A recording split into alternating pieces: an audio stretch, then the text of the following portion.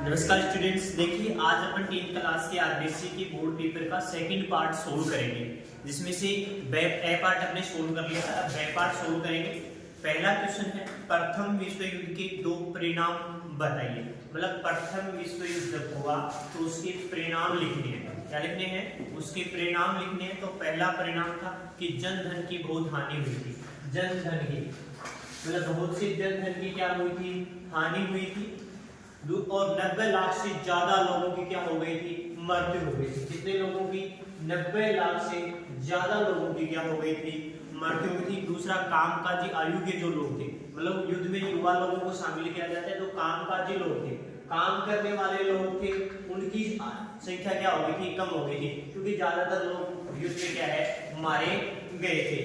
अगर पुरुषों को युद्ध में जाने के कारण और पुरुषों में युद्ध में जाने के कारण, क्योंकि प्रथम विश्व युद्ध में पुरुष युद्ध कौन लड़ रहे थे? पुरुष लड़ रहे थे। तो पुरुषों को युद्ध में जाने के कारण महिलाओं को घर से बाहर जाना पड़ा।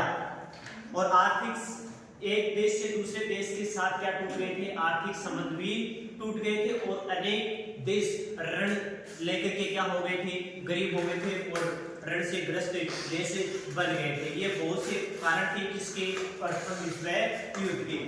दूसरा क्वेश्चन है, औद्योगिकरण किसे कहते हैं?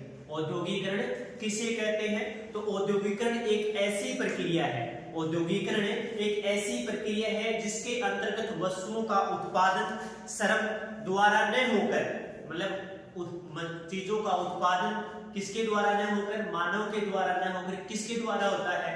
मशीनों के द्वारा होता है। उसे क्या बोलते हैं? औद्योगिकरण बोलते हैं। और इसमें उत्पादन की शक्ति क्या होती है? बहुत ज्यादा होती है। बहुत से ज्यादा मात्रा क्या किया जा सकता है? उत्पादन किया जा सकता है। मृदा निर्माण की प्रक्रिया का वर्णन कीजिए। देखिए, मृदा का निर्माण किस तरीके से होता है? क्वेश्चन ये पूछा है। तो सर्वप्रथम अपेक्ष की क्रिया होती है। सर्वप्रथम चट्टानों का टूटने की क्रिया होती है। अपेक्ष के माध्यम से चट्टानें टूट जाती है। टूटने के बाद वो चट्टानें अपर्दन की क्रिया के माध्यम से, किसके माध्यम से? अपर्दन की क्रिया के माध्यम से अनेक स्थानों पर चली जाती हैं, जिससे नाइट्रोजन की क्रिया, ऑक्सीजन की क्रिया के माध्यम से छोटे छोटे टुकड़ों में और मिलन हो जाती है, जिससे मृदा का निर्माण होता है। इसके बाद अगला क्वेश्चन है, सिंचाई ने किस प्रकार फसल प्रारूप, मृदा एवं सामाजिक परिदृश्य को परिवर्तित कर दिया है? मतलब सिंचाई के माध्यम से हमारे समाज में, हमारे सिंचाई क्षेत्रों में किस तरीके से वृद्धि हुई है, हमारी फसल में किस तरीके से वृद्धि हुई है। तो सिंचाई ने कई क्षेत्रों में फसल प्रारूप में क्या किया है? परिवर्तन किया है। सिंचाई के माध्यम से किसान जहां शुष्क क्षेत्र हुआ करते थे, आज वहां अधिक पानी की आवश्यकता वाली फसलें भी उगाई जाती हैं। किसके कारण? सिंचाई के माध्यम से। सिंचाई के माध्यम से ये संभव हो पाया है। और किसानों के पास अत्यधिक फसल उगाने के साथ ही अनेक विकल्प बन जाते हैं। उसके पास क्या बन जाते हैं? अनेक विकल्प पैदा हो जाते हैं, जिससे वो अनेक लाभदायक फसलें क्या है? कमा सकता है। मतलब लाभदायक फसलें उगा सकता है, जिससे उसकी अधिक कमाई हो सकती है। देखिए, जनसंचार के प्रासंगिक माध्यम कौन से हैं? अगला क्वेश्चन है, जनसंचार के प्रासंगिक माध्यम कौन से हैं? तो जनसंचार के माध्यम कौन कौन से हैं? पहला है आकाशवाणी। पहला कौन सा है? आकाशवाणी। कौन सा है? आकाशवाणी। दूसरा है समाचार पत्र। दूसरा क्या है? समाचार पत्र, पत्रिका। दूसरा है समाचार पत्र, पत्रिकाएं। और तीसरा है चलचित्र, फिर है दूरदर्शन। ऐसे बहुत से क्या है? संचार माध्यम के प्रासंगिक साधन है। अगला क्वेश्चन है, आपके मतानुसार संघीय शासन की कोई दो विशेषता लिखनी। विशेषताएं तो बहुत हैं, लेकिन अपने को सिर्फ दो ही विशेषता लिखनी है। किसकी? संघीय शासन व्यवस्था की। तो संघीय शासन व्यवस्था में क्या होता है? सरकार के दो स्तर होते हैं। संघीय व्यवस्था में क्या होते हैं? पहली विशेषता है, सरकार के कितने स्तर होते हैं? दो स्तर होते हैं। सरकार के कितने स्तर होते हैं? दो स्तर, एक केंद्र सरकार और एक राज्य सरकार। अगला है, और अलग अलग अधिकार होते हैं। दोनों सरकारों को क्या होते हैं? अलग अलग अधिकार होते हैं। केंद्र सरकार को अलग अधिकार होता है, सेंट्रल गवर्नमेंट को अलग अधिकार होता है, और राज्य सरकार को अलग अधिकार होता है। और दोहरी उद्देश्य क्या होती है, मतलब राज्य अलग काम करता है अपना और स्टेट अपना अलग काम करता है। तो अभी दो विशेषताएं तो बहुत होती है, लेकिन अपने को सिर्फ दो विशेषता पूछे तो अपने को दो ही लिखनी है। अगला क्वेश्चन है, भारत में महिलाओं के साथ होने वाले भेदभाव के कोई दो रूप लिखिए। मतलब महिलाओं के साथ कौन से दो भेदभाव हो रहे हैं उनकी विशेषता वो भेदभाव लिखने हैं। तो पहला है शिक्षा के क्षेत्र में भेदभाव, मतलब शिक्षा के स्तर में लड़कों को ज्यादा पढ़ाया जाता है, स्त्रियों को कम पढ़ाया जाता है। और कुछ पदों पे ज्यादातर कुछ पदों पे कौन होते हैं, पुरुषों को ही ज्यादा दिए जाते हैं, स्त्रियों को कम दिए जाते हैं और घर से बाहर नहीं निकलने दिया जाता, सिर्फ गृहिणी के रूप में देखा जाता है। अगला क्वेश्चन है, भारत में महिलाओं के साथ होने वाले भेदभाव के दो रूपों का वर्णन कीजिए। मतलब भारत में महिलाओं के साथ जो भेदभाव हो रहे हैं उनके दो रूपों का वर्णन करना है।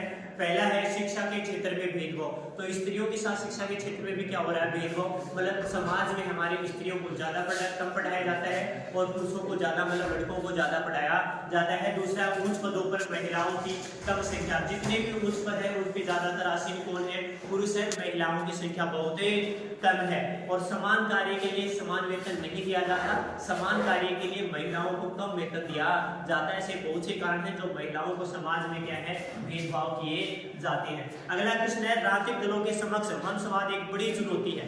मतलब वंशवाद राजनीतिक दलों में क्या हो रहा है, वंशवाद हो रहा है, इसके लिए बहुत बड़ी चुनौती है। इस कथन को आप स्पष्ट कीजिए।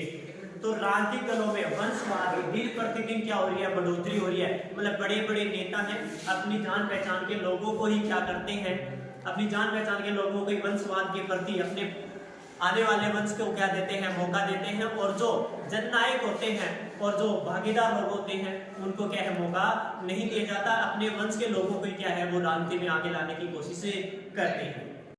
अगला क्वेश्चन है, शिशु मृत्यु दर से आप क्या समझते हैं। शिशु मृत्यु दर से आप क्या समझते हैं। तो एक वर्ष से कम आयु के बच्चों के प्रति हजार बच्चों पर होने वाली मृत्यु को क्या कहते हैं, शिशु मृत्यु दर कहते हैं। अगला क्वेश्चन है, विश्व